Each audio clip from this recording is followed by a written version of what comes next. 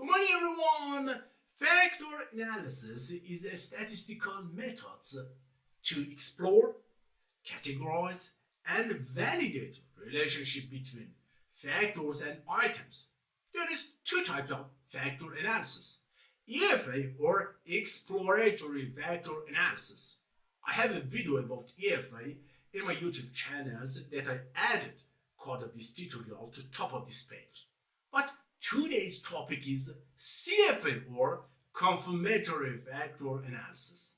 CFA is a statistical method to validate relationship between factors and items. But there is some questions before I start teaching about CFA. When should we utilize CFA? Which program is capable of doing CFA? 3. How do we conduct a CFA? 4. More importantly, how we will correct the model, and some another points. Okay, dear friends, welcome to our modern class. I'm Dr. Shahmirzalou, PhD in biostatistics. But before to start CFA in Lisrel, I have to review dataset. I provided dataset include 19 questions, 19 items from a questionnaire. But CFA has an assumptions. What's that? Normal distribution of questions or items. How to check about these assumptions? In SPSS, you can check these assumptions by compute the z-scores of every items. Then go to Analyze, Descriptive Statistics, Descriptives, and select all of questions. Click this arrow and turn on this phrase named Save Standardized Values as Variables. Click on OK. With these steps, SPSS added 19 z-score to the end of your variables, ZQ1 to ZQ19. But how to do this? You have to check about the minimum and maximum of ZQs. Then click on Analyze, go to Descriptive Statistics, Descriptives, click on Reset, select ZQ1, press Shift, ZQ19, click this arrow, go to Options, click on Minimum and Maximum, and continue and OK. Now you see that SPSS reports minimum and maximum of every z-scores. But you have to check about z-scores more than positive 3 or less than minus 3.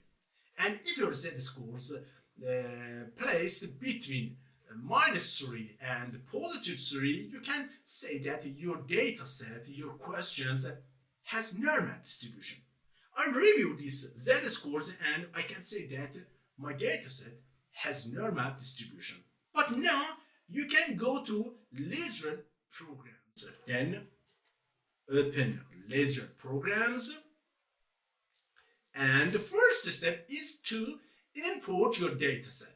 To do this, go to File, Import Data, go to the path you saved your data set, and check and set files of type to SPSS, or if you saved your dataset in Excel or SAS or Stata format, you have to set as Excel or Stata or SAS. But my dataset saved as SPSS. Click Data for Lisrel and click Open. Now, Lisrel saved your SPSS datasets in their own formats, means PSF. Then write a name here and click Save. Okay. But another step is change format or measurement of questions. Go to Data, click Different Variables, select one of questions, click Variable Types, click Continuous, click Apply to All, click OKs, and finally click OKs. Now I changed measurement of every question from categorical to continuous. But why?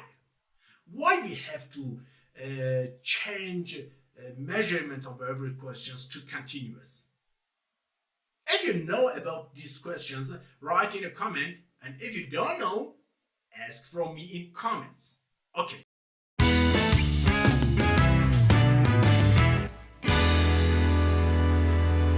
Another step is that you import a path diagram or draw a path diagram.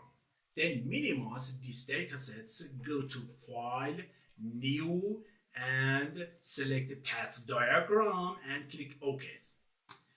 Now save your path diagram. Okay.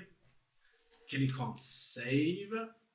And now you have to import your datasets, your questions, and also your factors or latent variables. Then go to Setup, click on Variables.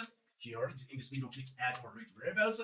Set read from file to pre-release system file. Click Browse. Go to the path that you set pre-release data. Open and OK. Now you have to delete constant variables. Select constant and delete. Okay. But now another question. Why we have to delete constant variables, or why advised to delete constant variables?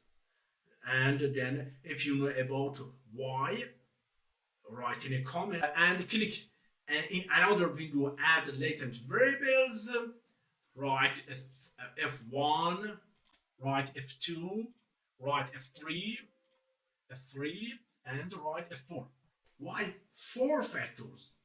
Because my 19 items categorized in 4 factors. Then we have to create 4 latent variables or factors. Then click on Next. Here, type your number of observations and finally OK. Now you have to draw your path diagrams. Okay, to do this, drag and drop every factors to this window. Okay.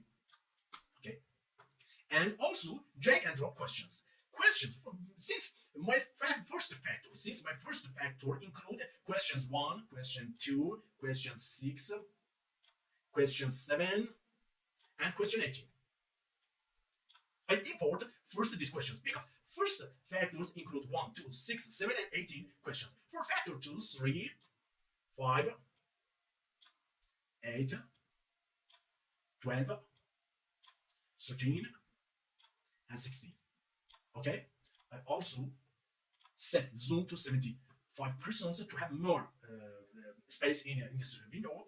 And for factor 3, 11, 15, 17, and 19. Okay, for factor 4, we have to import 4, 9, 10, and 14. Okay, now click on arrow here, and from factor to questions, similar to this, you have to set arrows for factor 2, and okay, for factor 3, for factor 4. Okay, now we have to do another steps. Our models is okay and is finished, but some researchers say that in CFA you have to set one of items for every factors, fix and set values equal to 1. Maybe some of researchers advise to this, but no, I don't want to set this. And in next steps, I have to click on Run Lisrel, and Lisrel show me syntax or codes wants to run. This is the codes Lisrel wants to run. For example, question 1 equal to F1. Then click on run Lisrel's, and now we see that Lisrel report statistics, fit statistics, and goodness of fit statistics. Another step is that we survey about goodness of fit statistics. The most important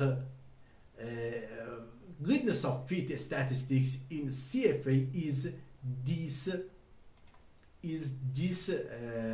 indices RMSEA. RMSEA is desirable to be less than 5%, but in the worst case, it is desirable to be less than 10%, and confidence interval of RMSEA upper limit of confidence interval in RMSEA be less than 10%. But now I see that my statistics RMSEA equal to 0.097, and 90% confidence interval for RMSEA is 0.074 and 0.12. Since upper limit of confidence interval for RMSEA is more than 10%, then we need to do some modifications. Another goodness of fit statistics, for example, NFI, NNFI, and also CFI, RFI, and GFI and AGFIs have to be more than 90%. This indices is desirable to have numbers more than 90%, but now we see that for some of indices we have less than 90%. Then we need to have modifications of model. The final step of CFA in Lisrel is to correct the model. For the first time, I say that a few of the videos or tutorials say about how to correct the model. But now in this tutorial, I want to teach you how to correct the model. Lisrel have an option in the end of Lisrel outputs, CFA outputs. You can see that here, right, that the modification indices suggest to add the path to from, okay? But the modification indices suggest to add an error covariance.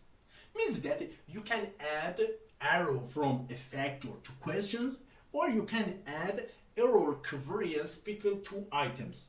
I advise that you start from error covariance.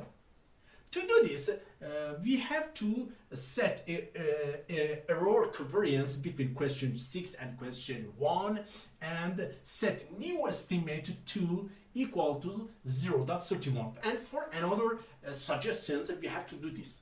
Then go to that diagram here and open a new row, new line, and click on set error covariance. Set error covariance. Covariance, this phrase, because we need to paste another times.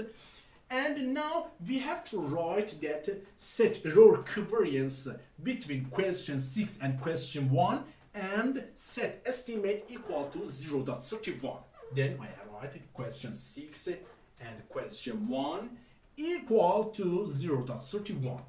Another time, question 11 and question 6 equal to minus 0.90. Question 14 and question 5 equal to minus 0.22. And question 14 and question 13 equal to 0.80. Okay, you have to write this error covariance for your model also. Okay, and now we have to run model another time.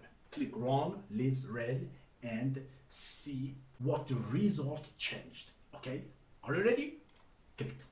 Now I see that RMSEA from 0.097 reduced to 0.064.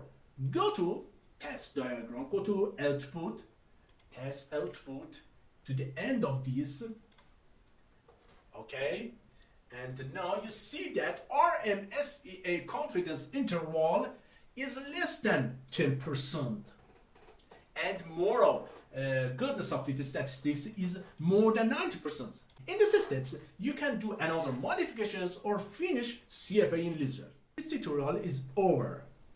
Don't forget to leave your comments and please subscribe on more than YouTube channels and don't forget to like our tutorials. And until the next video, goodbye.